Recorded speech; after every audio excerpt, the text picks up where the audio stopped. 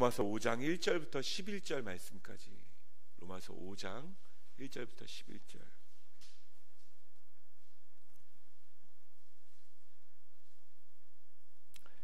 (1절부터 11절) 교독합니다. 그러므로 우리가 믿음으로 의롭다 하심을 받았으니 우리 주 예수 그리스도로 말미암아 하나님과 화평을 누리자.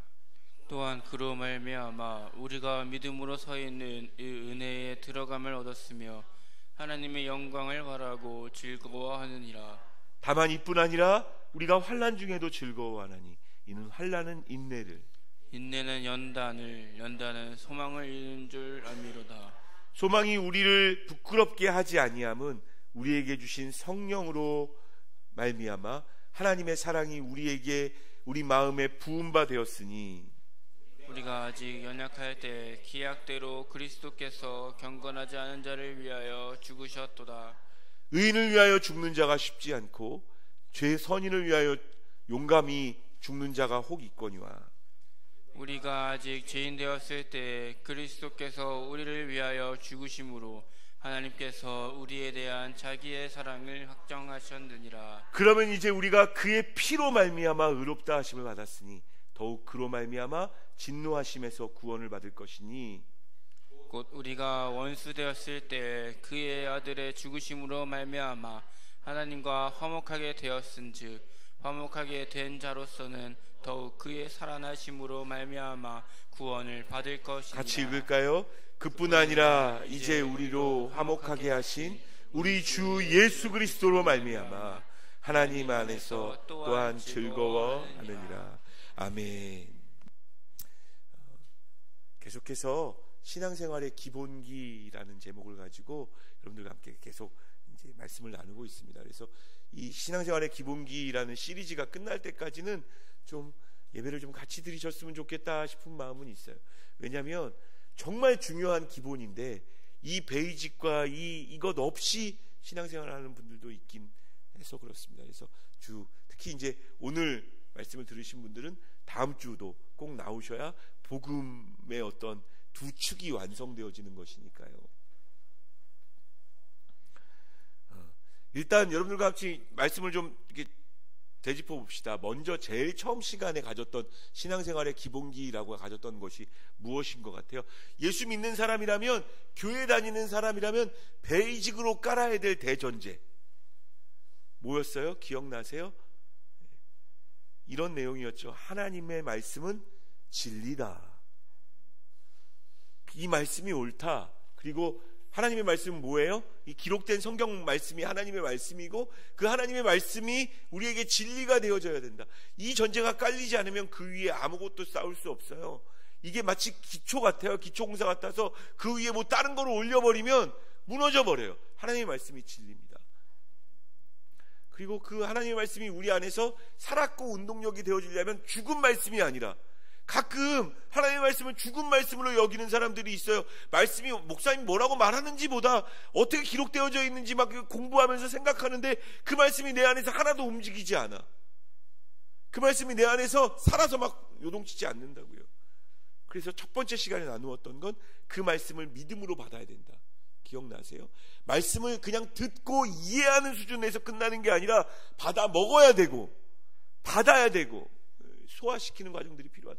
내 말씀으로 삼아야 된다라는 말씀을 여러분들과 같이 나누었어요. 그게 첫 번째 시간이었고, 신앙생활의 기본기. 혹시 하나님의 말씀이 아직도 진리가 아니라고 생각하시는 분들은 이 부분부터 통과하셔야 다 함께 돼요. 주의 말씀이 진리입니다. 성경은 진리죠. 자, 그리고 나서 두 번째 시간에 어떤 이야기를 나누었습니까? 그렇다면 그 말씀, 진리인 성경은 우리를 어디로 인도하는가?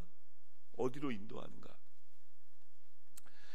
예수님이 그렇게 말씀하셨죠? 이 말씀은 나를 향해서 하는 말씀인데, 이 모든 말씀이 나를 향한 것인데 너희들이 나를 만나려고는 하지 않는다. 그게 이 시대를 막 풍자한 예수님의 말씀 같아요. 결국 예수 그리스도로 향해서 그 우리의 주 대신 예수 그리스도를 향하여 가게 하는데, 성경 공부를 하는데 예수님은 안 만나. 바리새인들과 서기관 같았던 거죠. 말씀은 많이 하는데 예수님을 안 만나. 이게 뭐예요? 지난주에 그래서 결국 말씀이 우리에게 이야기하는 건 교회에서 그렇게 즐겨 사용하는 두 가지 단어가 있었죠. 두 자짜리 단어. 뭐예요? 복음을 향하게 되어져 있다. 복음은 기초가 아니고 새가족반에서 봐야 될 이야기 정도가 아니라 기독교의 전체다라고 여러분들에게 막 말씀드렸었어요. 그 복음. 근데 제가 지난주에 이제 좀 식사할 때가 있어서 저희 아들하고 둘째 아들하고 같이 식사를 해야 돼서 여기 보니까 뼈다귀 감자탕집이 있더라고요. 뼈다귀 감자탕집에 가서 뼈다귀 해장국, 소위 말하는 국밥을 우리 아들하고 같이 먹었죠. 너무 좋아하더라고요. 저희 아들이 뼈다귀 그 해장국을 처음 먹었나 봐요. 막 너무 든든하고, 그래서 제가 그 우리 젊은 애들 사이에서 국밥충이라는 뭐 이런 게 요즘 유행합니다. 그래서 너도 이제 그 국밥의 맛을 알았구나. 이러면서 막 했는데 너무 좋아하고 너무 든든하고 한 그릇만 먹어도 너무 좋고 막 이런 이야기를 하더라고요. 자, 근데 예를 한번 들어보는 겁니다. 데리고 들어갔는데 이제 그 뼈다귀 해장국이 멋있어 보이지 않잖아요. 딱 보고 냄새는 맛있게 나네 이렇게 말하고 깍두기만 먹고 나와요. 장소가 참 좋네. 아빠가 좋아하는 게 이런 거구나 이러고 나오면 너무 허무한 거 아니겠어요? 허무한 거? 뭐와 같냐면요, 마치 이와 같다고요. 여러분, 저는 교회를 다닌다는 것은, 우리가 신앙생활을 한다는 것은 여러 가지 유익이 있다고 믿습니다. 굉장히 많은, 여러분 혹시 생각해 보세요. 왜 교회 다니시나요? 뭐 이런 이유. 어떤 분들은 자녀 때문에 교회 나오시는 분들도 있고요. 그 유익도 좋은 거예요. 그 유익도 좋은 유익이고, 또 어떤 분들은 마음에, 여러분 그런 얘기 들어보셨어요? 전도할 때? 그래, 교회 다니는 거 좋지. 가서 일주일에 한 번 정도 예배 드리면서 마음의 위로를 얻고, 그래도 뭔가 하나 심리적 안정을 얻을 만한 의지할 곳을 한 군데 찾는 건 나쁘지 않지. 이런 얘기 가끔 듣지 않으셨어요? 예수 믿으면서 교회 다니면서 우리가 얻어야 될 유익이긴 해요. 또 어떤 분은 이런 분이 있어요. 저희 교회는 이제 준비는 되어져 있지만 악기 연주할 사람이 없어서 못하고 있긴 한데, 막 음악이 좋아서 막 찬양하고 막 이렇게 하면 그게 너무 좋아가지고 그것 때문에 교회 나온다고. 그럴 수 있어요. 그것도 교회에서 주는 유익이고, 이런 여러 가지 유익이 있어요. 게다가 자녀들을 교회에 보내는 건 여러분 정말 한 달에 1,000,000원짜리 학원 보내는 것보다 더 귀중한 겁니다. 얻을 수 없는 것을 교회 안에서 얻을 수 있어요. 우리 아이들이 어려서부터 교회에 와서 이 교회 문화에서 살게 되어지면 정말 막 그런 어마어마한 가치가 우리에게 있다고요. 자녀 교육도 교회 안에서 하는 것은 정말 중요한 겁니다. 그것도 교회 안에서 이루게 되는 유익이죠. 자, 그런데 제가 정말 말하고 싶은 건 뭡니까? 그런 유익들도 있지만 깍두기도 맛있어요. 깍두기 먹고 나오면 좋겠죠. 근데 뼈다귀 해장국집에 들어갔으면 뼈다귀 해장국을 먹고 나와야 될 거 아니에요. 그게 당연한 거 아닙니까? 또 이와 같아요. 10만원짜리 뷔페. 여러분 10만원짜리 뷔페 드셔보셨나요? 저는 그 친구들에 의해서 그 인터컨티넨탈 호텔 1층에 있는 뷔페가 13만원짜리입니다. 서울에 있는, 먹어봤어요. 정말 막 하나에서 10가지 맛있어요. 김치도 맛있고 막 13만원짜리 막 뷔페를 먹는데, 자, 근데 13만원짜리 뷔페에 들어가서 분위기 좋네, 잘 만들어놨군, 이런 음식들이 여기에 있구나, 이런 음식들이 여기에 있구나, 뭐 그거 누릴 수 있죠. 그 모든 것들이 그 가격 안에 포함되어져 있으니까 그걸 누릴 수 있고, 커피도 맛있겠지? 그래서 커피를 한 잔 딱 따라서 커피를 한 잔 딱 마시고 13만원 내고 들어가서, 그리고 그냥 나오는 것과 같아요. 뭐가요? 교회 다녀서 아까 이야기했던 그런 유익들은 추구하는데 복음이 없어. 뼈다귀 해장국 안 먹고 나온 것과 같고, 뷔페에서 13만원이나 주고 가서 들어가서 아무것도 안 먹고 커피만 마시고 나오는 것과 똑같은 일이라고요. 그게. 여러분, 교회 왜 다니십니까? 왜 신앙생활 하시나요? 왜 기독교인이 되셨나요? 복음 때문에. 제가 왜 이런 이야기를 하냐면요, 근데 이 시대에 많은 사람들이, 죄송합니다, 안타깝게도 그렇게 신앙생활을 해요. 뼈다귀 해장국 안 먹고 나오고 뷔페 들어가서 커피 한 잔 마시고 나오고, 사실은 그 커피만 난 그래도 정말 맛있는 커피 마셨어 이럴 수 있겠지만, 사실은 그 뷔페에 다 딸려 있는 거 아니에요. 예? 나머지 다 먹어도 된다고요. 맛있는 깍두기 먹고 왔어가 아니라 뼈다귀 해장국을 먹으면 그것도 같이 먹을 수 있는 거예요. 나머지는 다 같이 누릴 수 있는데 정말 핵심은 쏙 빼놓고, 우리가 왜 그렇게 되냐면 이렇게 생각해 보니까 생각보다 많은데, 복음이 내게 필요하고 나를 못 느끼는 거예요. 예수 그리스도의 십자가의 죽으심이, 오늘 그리스도의 죽으심이라는 것으로 이야기했는데, 그 십자가의 죽으심이 어렸을 때부터 들어왔던 분들에게 가끔 이런 일들이 생기게 되어집니다. 그게 너무 당연해. 뭐 옛날 이야기, 성경에 나온 이야기, 많이 아는 이야기, 나 다 알아. 그게 막 마음과 심장에, 내 영혼에 울리지는 않는 거예요. 나 때 다 아는 얘기 왜 못하러 해. 그래서 복음이 생명이 되어지지 않는 겁니다. 왜 그래요? 별로 필요 없어요. 내가 이 세상을 즐기며 살아가는데 예수님의 죽으심과 부활이 내게 별로 필요 없다고 느껴지면 그 복음은 깍두기 같은 것밖에 안 되어지는 거죠. 그래서 지난주에 여러분들에게 복음으로 진입하는 그 통로를 여러분들에게 말씀드렸어요. 성경은 우리에게 뭐라고 이야기합니까? 우리는 허물과 죄로 죽었다고. 우리는 죄인이라고. 하나님 본질상, 제가 불편한 진리라고 말씀드렸죠. 저희 아내가 저한테 당신 잘못했다고 말해도 기분 나빠요. 이게 그래서 불편한 진리라 이 진리가 잘 선포되어지지 않고 있었어요, 그동안의 교회에서. 왜냐하면 불편하니까. 누가 기분 좋겠어요? 은혜 받으려고 교회 왔는데 당신 죄인입니다, 이걸 막 목사님이 큰 소리로 이야기하면. 근데 성경은 우리가 죄인이었다고 이야기합니다. 그리고 우리가 본질상 진노의 자녀였대요. 본질상 진노의 자녀, 아까 우리 지난주 말씀을 들으셨기 때문에 우리 서경민 형제가 기도할 때 그렇게 기도하셨는데, 우리는 본질상 진노의 자녀라는 말은 이거예요. 영원하신 하나님이 계세요. 창조주 하나님이 계세요. 맞은편에 서 있는 거야. 하나님과 원수되어진 거예요. 그래서 여러분 지난주에 말씀 보셨죠? 세상과 벗된 것이 하나님과 원수된 것을 알지 못하느냐. 제 이야기가 아니에요. 성경 말씀이에요. 하나님과 원수되어서 살면서, 여러분 생각해 보셨어요? 하나님의 도우심을 받고 살아가니까 여러분들이 이 정도지, 하나님과 원수가 되어져서 살아간다면 여러분들의 종말은 어떻게 되어질까요? 여러분의 인생의 결론이 어떻게 되어질까요? 이스라엘 백성들이요, 서로를 향해서 하는 이야기 중에 가장 심한 욕이, 저 사람은 희망이 없는 사람이야, 이 얘기가 제일 심한 욕이래요. 근데 사실 우리 모두가 희망이 없는 사람이었다고요. 본질상 진노의 자녀였어요. 하나님과 원수된 사람이었어요. 이 부분이 막 뼈서. 그래서 여러분 가끔 막 너무 은혜 받는 간증 집회나 이런 데 가면 가끔 뭐 막 강도했다가, 뭐 여러분 그거 아시나요? 옛날에 김신조 도끼만행 사건 일으켰던 그 김신조도 예수 믿고 이렇게 돌아왔고, 그런 사람들 얘기 들으면 막 감동이 되어지는 거예요. 왜냐하면 죄가 클수록 은혜가 더 커지는 거거든요. 그 내가 얼마나 큰 죄인인가를 깨달아야 그 복음의 깊이가 느껴지는 거예요. 그래서 하나님이 그걸 알게 하시려고 이스라엘 백성들을 선택하셨다고 그러셨죠. 여러분 성경, 여러분들이 아는 구약 성경에 주일학교 때 배웠던, 언제 배웠던 이스라엘 백성들의 모습을 생각해 보세요. 참 아름답고 선하고 멋있는 모습으로 보이십니까? 맨날 불순종하고 또 불순종하고 또 죄짓고 또 원망하고 그 모습으로 보이시나요? 여러분 구약 성경 전체는 인간이 죄인임을 드러내주는, 특히 호세아서 말씀을 여러분들과 같이 나눴어요. 호세아한테 이상한 명령을 하시죠. 하나님이 창녀랑 결혼하라고. 말도 안 되는데. 그러면서 그 창녀가 아들을 낳으니까 나는 네 백성이 되지 않을 거라고.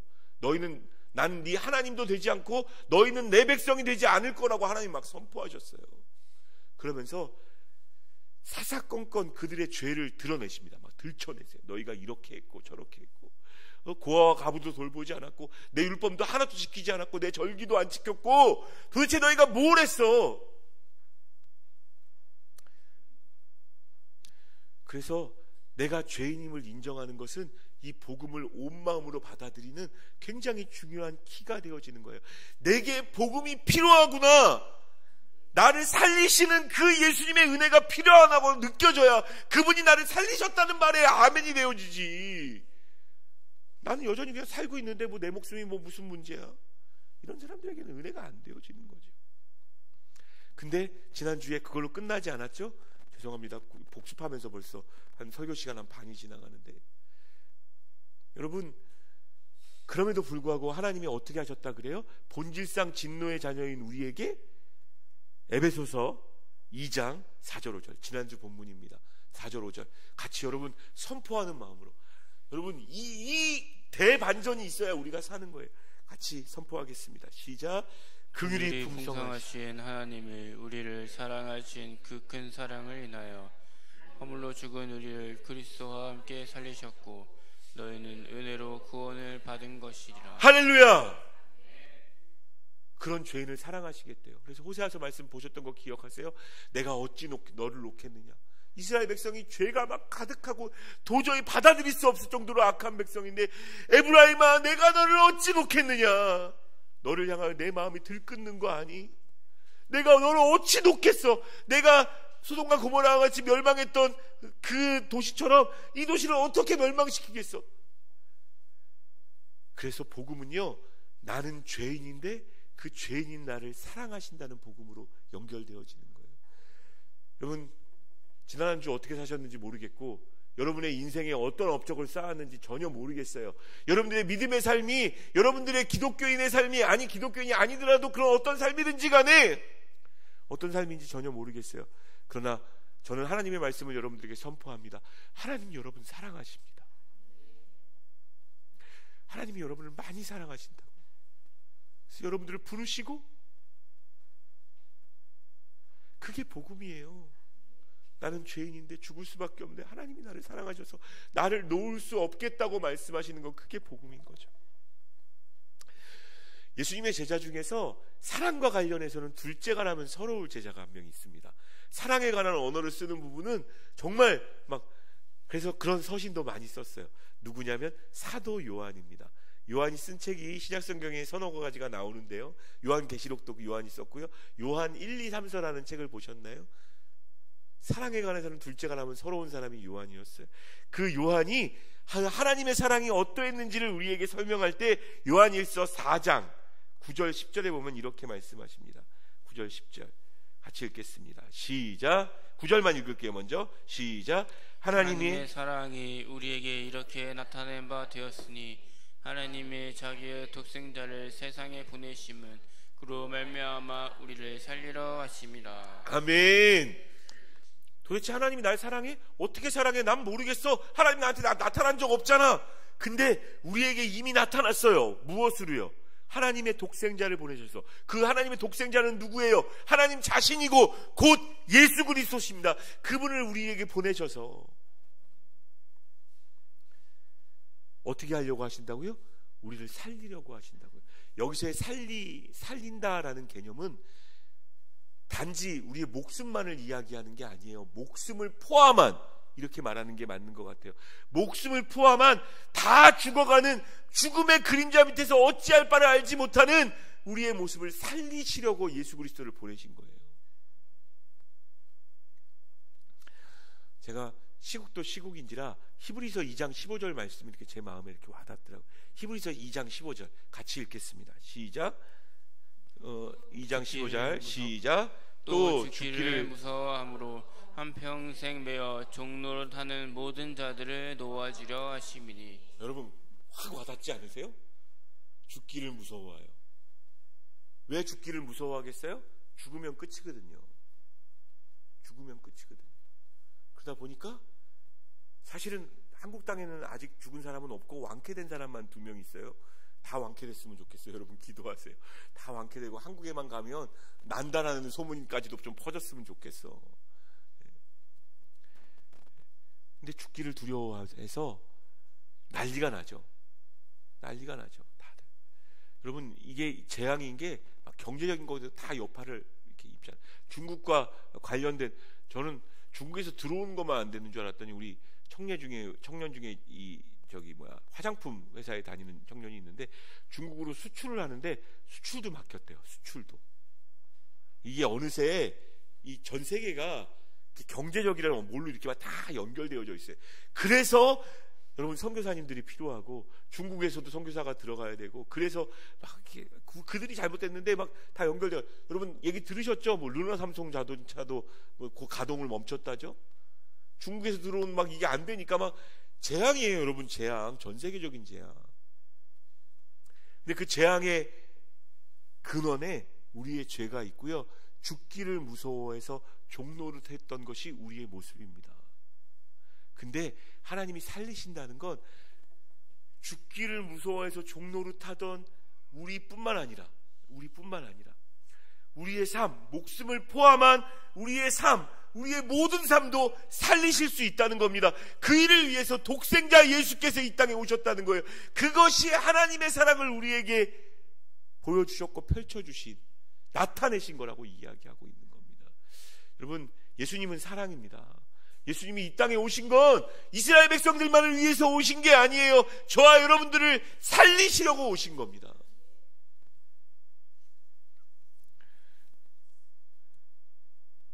자, 근데 10절 말씀, 아까 봤던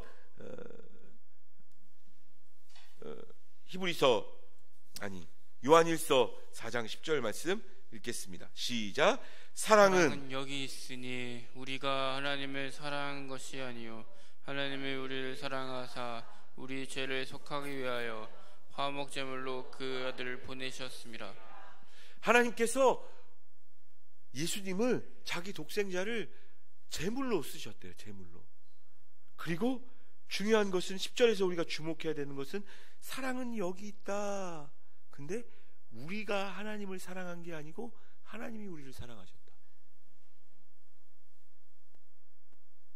우리는, 세상은 안 그렇거든요. 세상의 사랑은 안 그래요. 이 쌍방 사랑이 돼야 됩니다. 내가 사랑하면 그분도 사랑해 줘야 돼요. 근데 하나님의 사랑은 누가 주체자입니까? 우리가 하나님을 사랑한 건가요? 하나님이 우리를 사랑하신 건가요?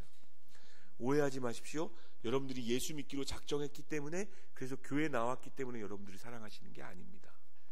하나님은 모든 인류가 구원 얻기를 바라셨기 때문에 그 전에 이미 오셨어요. 사랑의 주체자는 하나님이십니다. 그분이 사랑하기로 작정하신 거예요. 그리고 나서 로마서로 넘어오면 말씀들이 좀 이해가 되어지죠. 자, 로마서 5장 우리 본문 말씀 6절부터 8절까지를 읽겠습니다. 6절부터 8절. 굉장히 중요한 진리입니다. 6절부터 8절 같이 읽겠습니다. 시작. 우리가 아직 연약할 때 기약대로 그리스도께서 경건하지 않은 자를 위하여 죽으셨도다. 의인을 위하여 죽는 자가 쉽지 않고 선인을 위하여 용감히 죽는 자가 혹 있거니와 우리가 아직 죄인 되었을 때 그리스도께서 우리를 위하여 죽으심으로 하나님께서 우리에 대한 자기의 사랑을 확정하셨느니라. 아멘. 예수님이 이 땅에 오셔서 화목 제물이 되셨다는 건 그건 뭘 의미하는 겁니까? 십자가의 죽음을 의미합니다. 그리스도께서 죽으셨어요. 하나님께서 죽으셨습니다. 피를 흘리셨어요. 그러면서 어떻게 말씀하고 계세요? 여러분, 우리가 예수 믿는 사람들이 오해하면 안 돼요. 내가 신앙생활 잘하고 예배 잘 드리고 헌금 많이 드리니까 나를 사랑하신다, 그런 거 아닙니다. 그냥 사랑하기로 작정하셨습니다. 사랑하기로 작정하셨다고요. 언제 그렇게 작정하셨느냐? 우리가 아직 연약할 때 경건하지 않은 자를 위하여 죽으셨습니다. 경건한 사람들, 예수 잘 믿는 목사님들과 기도 열심히 하고 예배 잘 드리는 그 사람들을 위해서 죽으신 게 아니고 경건하지 않은 자를 위해서 죽으셨어요. 언제 그렇게 하셨대요? 우리가 아직 죄인 되었을 때. 저는요, 이 복음의 은혜에 감격해서 눈물 콧물 흘리고 목사된 사람 중에 한 사람입니다. 나는 죄인이었거든요. 모태신앙이었어요. 근데 교회 청소년부 회장이었는데도 불구하고 애들 데리고 롤러스케이트장이나 다니고 깡패짓 하고 돌아다니고. 근데 수련회에서 하나님 말씀 듣는데, 아무튼 좀 길게 이야기할 수는 없지만 어떻게 얘기되어져야 되냐면, 너무 죄인이라 도저히, 그래서 하나님이 내게 막 은혜로 막 다가오시는데 제가 이렇게 얘기했어요. 아직도 생생히 기억나요. 하나님, 저를 피하십시오. 저 죄인입니다. 내가 얼마나 더러운지 아시잖아요. 여러분, 호세아가 정말 이 시대에 나타나서 여러분의 삶 가운데서 여러분들의 죄를 막 저처럼 반응하시게 될걸요. 하나님 거룩하신 분이시지 않습니까? 저를 떠나세요.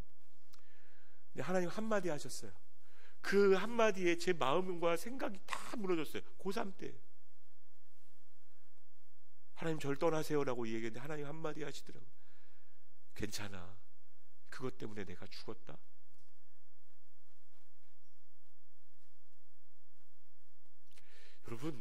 내가 예수 믿기로 결정했기 때문에 하나님께서 나를 사랑하신 거 아니에요. 우리가 죄인 되었을 때 사랑하셨어요.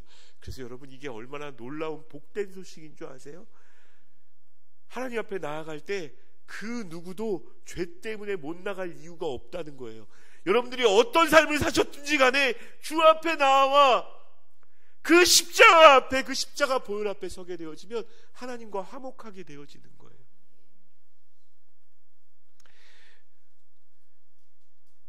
그 이야기를 로마서 기자가 이야기하고 있는 거죠.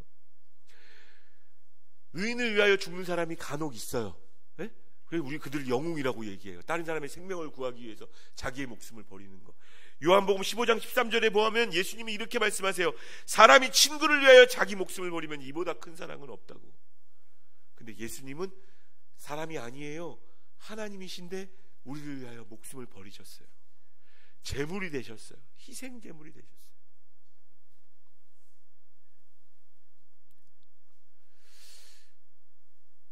이제 조금 더 이렇게, 하나님이 나를 사랑하셨구나, 그래서 나를 위해 죽으셨구나. 근데 이 죽음의 의미를 사실은 시간이 없어서 여러분에게 다 설명하지 못하는데, 여러분 성경 공부 꼭 하셔요. 교회 나오신 분들은 세가족 성경 공부라는 공부가 있는데, 그 세가족 성경 공부를 하면 이런 얘기를 좀 더 자세히 나눌 수 있어요. 여러분, 예수님께서 그 피로 말미암아 우리의 죄를 정결케 하시겠다라는 예언은 성경의 창세기부터 계속 나와요. 계속 나와요. 예수님이 죽으셔서 피를 흘리심으로 말미암아 그 피로 우리를 정결하게 되어진다는 거. 그래서 여러분 어디를 좀 보시냐면 히브리서 9장 22절을 보십시오. 히브리서 9장 22절. 히브리서 9장 22절. 같이 읽습니다. 시작. 율법을 따라 히브리서 9장 22절. 예. 있죠? 없나요? 아니에요. 죄송합니다. 제가 말씀을 이렇게 못 올렸던 것 같아요. 제가 읽어드릴게요. 잘 들으세요. 율법을 따라 거의 모든 물건이 피로써 정결하게 되나니 피 흘림이 없은즉 사함이 없느니라. 이게 뭐냐? 하나님이 만드신 법이에요. 이게 무슨 얘기냐? 근데 피 흘림의 법이에요. 이게 뭐냐면 모든 제사는요, 양을 잡아서 피를 흘려야 그 피로 말미암아 죄가 사해졌어요. 그 피로 말미암아. 그래서 양을 잡고 소를 잡고, 이걸 sacrifice라 그래요. sacrifice, 희생 제사. 구약 성경의 모든 제사는 하나님 명령하신 거예요. 모세에게 이렇게 제사하라고. 막 죽여요. 나중에 기회가 되면 조금 더 이 부분들을 좀 자세하게 설명할 수 있어요. 여러분, 제사장이 죽일까요? 아니면 제물을 갖고 온 그 사람이 죽일까요? 제사장이 죽인다고 생각하시면 여러분이 좀 잘못 생각하고 계시는 겁니다. 제물을 갖고 온 사람이 직접 따요, 목을. 얼마나 잔인해요. 직접 따고, 그럼 목을 딱 따자마자 여러분 그거 아세요? 살아있는 거에 목을 따면 어떻게 돼요? 피가 줄 흐르나요? 아니에요. 살아있는 거에, 그럼 안 따보셨으니까 잘 모를 거예요. 살아있는 거를 따면요, 이게 심장이 뛰고 있기 때문에 피가 팍 튑니다. 피가 뿌려진다고요. 그래서 피뿌림 받는다는 건 이런 뜻이에요. 그래서 양을 잡고 소를 잡아서 뿌려야 되는 거예요. 우리 안에 피를 발라야 되는 거죠. 그래야 우리가 정결하게 되어진다고. 피뿌림이 없으면 사함이 없다는 이야기가 그런 뜻이에요. 성경에 보면요, 다 설명할 수 없지만 다 한 가지만 좀, 한두 가지만 좀 여러분들이 기억해 말씀드렸으면 좋겠어요. 여러분, 이스라엘 백성에게 그 출애굽시킬 때 10가지 재앙의 맨 마지막 재앙이 뭐였어요? 모든 장자가 다 죽는 거예요. 죽음의 재앙이었어요. 근데 하나님이 이스라엘 백성들에게 한 가지 명령하세요. 그 죽이는, 그 심판하는 그 하나님의 사자가, 그 무서운 사자가, 그 죽음이라는 것이 넘어가려면 이렇게 해라. 어떻게? 어린 양을 잡아서 피를 문지방에 발라라. 이 복음을 상징하는 거거든요. 복음을. 예수님의 죽으심을 상징하거든요. 예수님의 십자가의 피 흘리심을 상징하는 거거든요. 그래야 재앙이 넘어가는 겁니다. 저와 여러분들의 가정 모두가, 여러분의 자녀와 여러분들의 남편, 여러분들의 부모님까지 예수님의 피뿌림, 그 발라짐이 있었으면 좋겠어요. 마귀가 코로나 바이러스 우리를 죽이려고 오더라도 넘어갈 수 있게. 아멘. 넘어가는 거예요. 얘는 패스, 얘는 안 돼. 예수님의 피가 발라졌어, 얘는 안 돼. 여러분, 영원한 죽음도 마찬가지예요. 영원한 죽음도. 얘는 안 돼. 마귀가 우리를 지옥으로 끌고 가려고 하는데 얘는 안 돼. 얘한테 예수님의 피 냄새가 나. 예수님의 피에 그 죽으심이 얘한테 이미 적용되어졌어. 안 돼.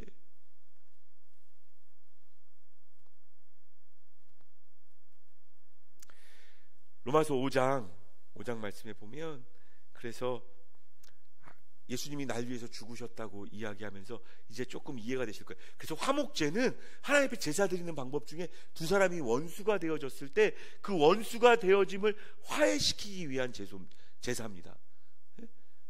근데 하나님이 예수님이 화목제물로 되어졌다는 건 누구와 누구가 원수가 되어졌다는 걸까요?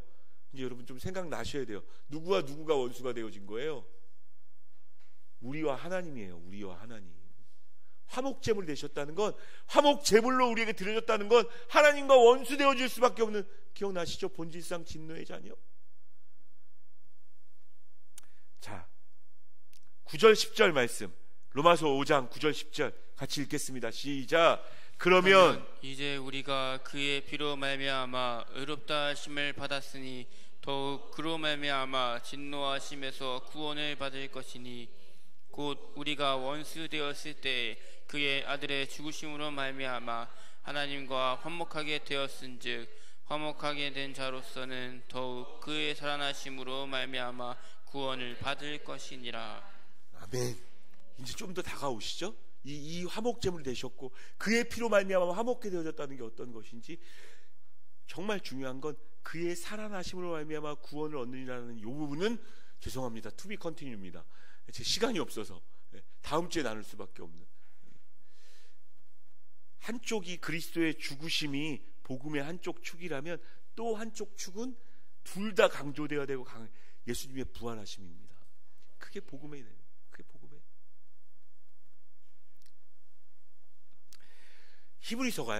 히브리서는 유대인들, 그래서 여러분들은 잘 모르시지만 그 희생제사의 내용을 그냥 익히 보았고 수도 없이 보았고 그래서 너무나 잘 알고 있는 그 유대인들을 향해서 쓴 편지거든요. 그래서 기회가 되시면 좀 어렵긴 합니다. 그 히브리서를 좀 읽어보시면 좋습니다. 그 히브리서에 이런 이야기가 나오는데요. 자, 히브리서 9장 12절부터 한번 읽어보시죠. 같이 읽습니다. 시작. 염소와 송아지의 피로 하지 아니하고 오직 자기의 피로 영원한 속죄를 이루사 단번에 성소에 들어가셨느니라. 잠깐만요. 이게 무슨 얘기인지 이해가 되시겠어요? 원래 화목제물을 드리려면 송아지와 양 그걸로 그 핏불을 받고 막 그 복잡한 작업을 해야 된다고요. 근데 예수님이 단번에 그렇게 하셨다는 건 뭐예요? 십자가에 피 흘리셔서 그 피로 사함을 얻었다라는 이야기죠. 자, 13, 14절 읽습니다. 시작. 염소와 황소의 피와 및 암송아지의 죄를 부정한 자에게 뿌려 그 육체를 정결하게 하여 거룩하게 하거든. 하물며 영원하신 성령으로 말미암아 흠없는 자기를 하나님께 드린 그리스도의 피가 어찌 나의 양심을 죽은 행실에서 깨끗하게 하고 살아계신 하나님을 섬기게 하지 못하겠느냐. 여러분, 이게 복음이에요. 예수님이 날 위해서 피를 흘리셨고 그 피가 내 죄를 사해 주셨다는 겁니다. 여러분, 우리가 이 죄책감에 이 늪에 살면요 살아갈 수가 없어요. 얼마나 무서운 건지 아세요? 제가 허락하시면 한 5분 10분만 더 이야기했으면 좋겠는데, 여러분, 에덴 동산에서 아담과 하와가 쫓겨났죠.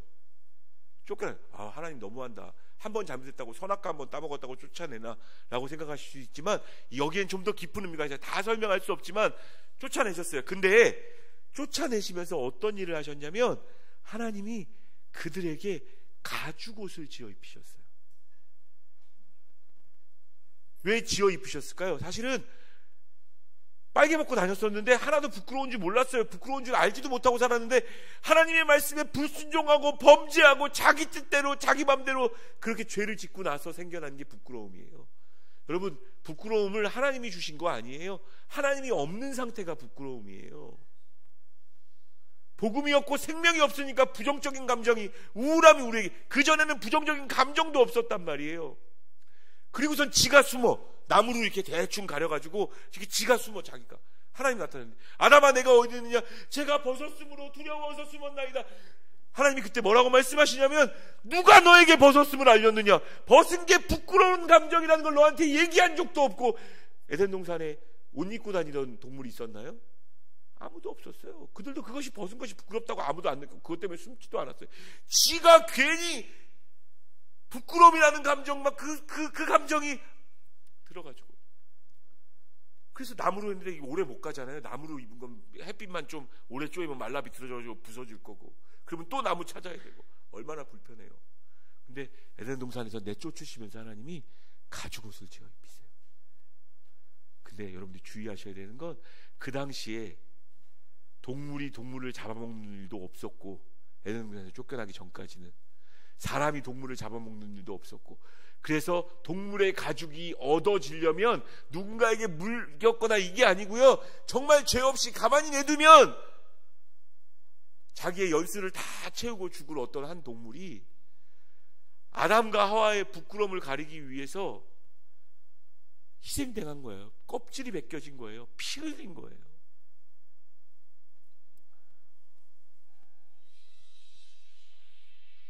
여러분, 이게 복음이에요. 예수님의 보혈로 내 죄와 그 죄로 인한 결과물들과 죽기를 두려워해서 종노릇하며 살아가는 것, 그 모든 것을 덮기를 원하시는 겁니다. 덮기를 원하시는 거죠. 그래서 그 복음 앞에 있는 사람들에게 길이 열렸는데요, 어떤 길이 열렸냐면 히브리서 10장 19절 20절 읽겠습니다. 히브리서 10장 19절 20절 같이 읽습니다. 시작. 그러므로 형제들아, 우리가 예수의 피를 힘입어 성소에 들어갈 잠력을 얻었나니, 그 길은 우리를 위하여 휘장 가운데로 열어놓으신 새로운 살 길이요, 휘장은 곧 그의 육체니라. 하나님께서 십자가에 못 박혀, 예수님께서 십자가에 못 박혀 돌아가실 때 성소와 지성소를 구분해서 아무나 못 들어가게 했던, 아무도 보지 못하게 했던 가운데 휘장 위로부터 아래로 갈려졌어요. 예수님의 몸이 찢어질 때 그 휘장도 찢어졌다고요. 그러면서 어떻게 하시는 거예요? 하나님의 존전 앞에, 우리의 은혜의 보좌 앞에, 그 영광 앞에 여러분들 쓰셔도 된다고요. 목사님이나 그 하나님의 영광을 보는 게 아니에요. 여러분들이 복음 안에 있다면 그 하나님의 영광을 볼 수 있고, 하나님의 은혜, 우리 저희 교회 2020년에 표어가 쌓아두신 은혜를 주시는 겁니다. 그 은혜의 보좌 앞에 나아갈 수 있다고요. 그 은혜를 누릴 수 있다고요. 그의 죽으심으로 휘장을 여셔서 그 피로 말미암아 그 길을 열어놓으셨어요. 그 얘기는 곧 뭡니까? 예수님을 믿는 사람들은 하나님과 화목하게 되어졌다는 거예요. 하나님과 화목하게 되어 친해졌어요. 예수 그리스도의 복음으로, 그의 죽으심으로 말미암아 화목제물 되셔서. 근데 정말 안타까운 건 예수님 말씀하셨듯이 이미 다 해놓으셨는데 우리가 하나님을 안 만나요. 그러면 안 되지 않겠어요? 그 은혜로 말미암아 하나님 앞에 나아갈 수 있어요. 무엇이든지 구할 수 있고, 무엇이든지 홍해를 가르셨던 그 하나님의 능력을, 그래서 복음은 능력이 있고요. 여러분 그거 아세요? 이 예수 그리스도의 보혈 자체가 능력이 있다는 거? 하나님을 만나게 하기 때문에 능력이 있는 겁니다. 그래서 귀신 쫓을 때, 이제 물론 요즘은 거의 없지만 악한 영 쫓을 때 마귀가 정말 싫어하고 무서워하는 게 뭔 줄 아세요? 보혈 찬양이에요. 주의 보혈 능력이 있도다. 왜 능력이 있어요? 도대체 그 피에 무슨 성분이 있는데? 아니요, 그 보혈 자체가 의미하는 바가 우리에게까지 전달되어지면 여러분, 그게 능력이 되어지는 거예요. 그게 능력. 그래서 그 은혜의 보좌 앞에 나아가 그 보혈을 찬양하며 노래하며 주 앞에 설 수 있는 겁니다. 화목해 하신 하나님과 화목해질 수 있고. 말씀을 마무리하겠습니다. 여러분, 지금 이 순간에도 여러분들은 하나님을 만나실 수 있습니다. 목사님, 그런 얘기하지 마세요. 제가 얼마나 죄를 많이 졌는데, 제가 얼마나 거짓말을 많이 했는데, 전 지금도 예배 잘 못 드리고 있어요. 괜찮습니다. 제가 선포합니다. 여러분의 죄가 아무리 커도 하나님의 사랑보다 크지 않습니다. 그분의 보혈의 능력보다 크지 않아요. 주님 앞에 회개하고 주 앞에 나아갈 수 있어요. 하나님의 영광 만나실 수 있습니다. 물론 여러 가지 가지 이야기를 할 수 있겠지만 아무튼 여러분 하나님 만나실 수 있다고요. 그 능력을 지금 이 순간에도 체험하실 수 있어요. 아프신 분들 혹시 있으면, 그래서 제가 그렇게 기도하겠습니다. 이렇게 손 얹고 예수 그리스도의 보혈로 막 기도하는 시간 가졌으면 좋겠어요. 그게 무슨 신유은사 막 기독교나 막 이상한 거 그게 아니라 여러분 이 말씀에 이 복음이 이해가 돼야 돼요. 그리스도의 죽으심, 이 보혈이 왜 능력이 있고 왜 일에게 의미가 있는지를 받아들이는 사람에게 정말 그리스도의 보혈은 능력으로 임할 것입니다. 그리스도의 보혈을 바른, 그 죽으심의 그 보혈을 바른 가정마다 코로나 바이러스는 절대 어쩌지 못하는 가정 되어지시기를 주님의 이름으로 축원합니다. 죽기를 두려워하지도 않아도 되죠. 기도하겠습니다. 우리 이 시간 좀 주의 말씀에 좀 반응하는 시간 됐으면 좋겠습니다. 이렇게 반응합시다. 하나님, 잘 알고 있었지만 제가 죄인이 맞았군요. 혹시 말씀 들으면서 막 찔리시는 분들 계시면 하나님 찌르시는 거예요. 지금 맞아, 너 죄인이었어. 하나님, 제가 하나님을 안다고 했지만 하나님을 온전히 섬기지 못했군요. 있는 그대로 받아들이세요. 근데 거기에 멈추지 마시고 예수 그리스도의 보혈, 그 여러분들을 위해서 흘리신 그 십자가의 보혈을 덮으세요. 그리고 하나님 감사합니다 라고 당당하게 말하실 수 있습니다. 지성소의 휘장은 갈라졌어요. 누구나 예수님을 만날 수 있어요. 그리고 이렇게 한마디만 고백하면 하나님 참 좋아하실 거예요. 주님 흘리신 그 보혈이 날 위한 보혈이라고 나는 믿습니다. 예수님 정말 기뻐하실 거예요. 이 한마디만 고백하시면 날 위한 보혈임을 나는 믿습니다. 그 보혈 내 가정과 내 삶과 내 인생에 부어주십시오. 살아계신 하나님 앞에서 그렇게 같이 고백하며 기도하며 진솔한 고백으로 주 앞에 나아가도록 하겠습니다. 같이 기도합니다. 하나님 감사드립니다.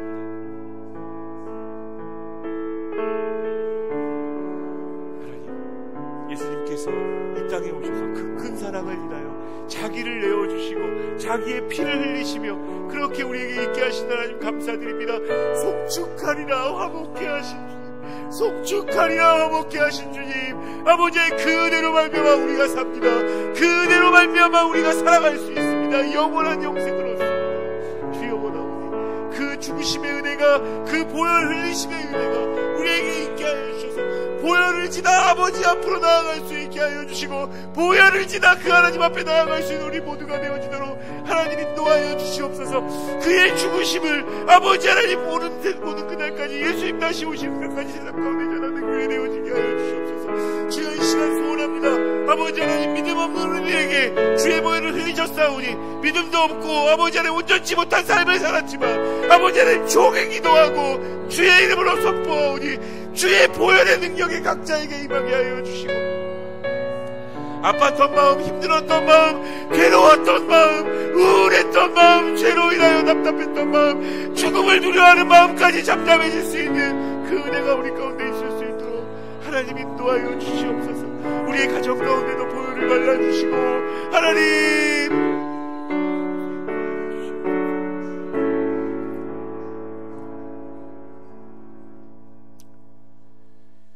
본질상 진노의 자녀였고 하나님과 원수되게 행하였던 우리였습니다. 그러나 하나님의 사랑이 우리를 포기할 수 없어서 이 땅에 오셨고 예수 그리스도로 말미암아 우리에게 화목 제물 되어 주셔서 십자가로 말미암아 죽으시고 피 흘려 주심으로 우리를 향하여 죄 없다 말씀하십니다. 알고 있었지만 너무 잘 알고 있었지만 하나님 그 보혈과 그 십자가의 죽으심을 온 마음으로 받아들이지 못하였던 저희들이 있었다면 주님 용서하여 주시고, 저는 믿습니다. 여전히 죄짓는 부족한 저희들이고 경건치 않은 저희들이고 하지만 죄인 되었을 때 그렇게 하셨다 말씀하셨고 그것으로 사랑을 확증하셨다고 말씀하여 주셨사오니 주여 우리를 얼마나 사랑하시는지 더 많이 느끼는 하루하루 되어지게 하여 주시고, 주님, 저는 예수 그리스도의 보혈의 능력을 믿습니다. 그 죽으심의 의미가 얼마나 놀라운 것인지 믿습니다. 이 시간 예수 그리스도의 이름으로 그 보혈의 능력으로 예배하는 백성들을 위하여 기도하오니 주여 오늘 이 말씀을 듣고 마음에 받아들인 자들마다 하나님 그 보혈의 피가 발라지는 은혜가 있게 하여 주시고, 주여 재앙이 넘어갔던 것처럼 코로나 바이러스 혹은 독감 기타 등등 모든 병들도 다 낫는 은혜가 있게 하여 주시며 그 복음의 능력으로 우울한 사람들, 마음이 답답한 사람들, 재정적으로 힘든 사람들, 그 죽음의 수없이 많은 그림자가 우리를 괴롭힐 때 그 복음의 능력으로, 그 예수 그리스도의 보혈의 능력으로 부으시는 그 은혜를 경험할 수 있도록 기도하오니 이 말씀을 들은 자들마다 복음의 능력을 경험할 수 있도록 주여 역사하여 주시옵소서. 또한 간절히 기도합니다. 우리의 가정에도 문설주에 어린 양의 피가 발라지게 하여 주시고, 하나님 다 예수 믿는 주의 백성들 되어지도록 주님 인도하시며, 우리가 자녀를 얼만큼 보호할 수 있겠습니까? 결국 하나님 하셔야 되는 일인 줄 믿사오니 우리의 자녀도 보호하시고 주장하시고 지켜 주시옵소서. 감사드리며 예수 그리스도의 이름으로, 우리를 위하여 죽으신 그 놀라운 이름으로 기도드렸습니다.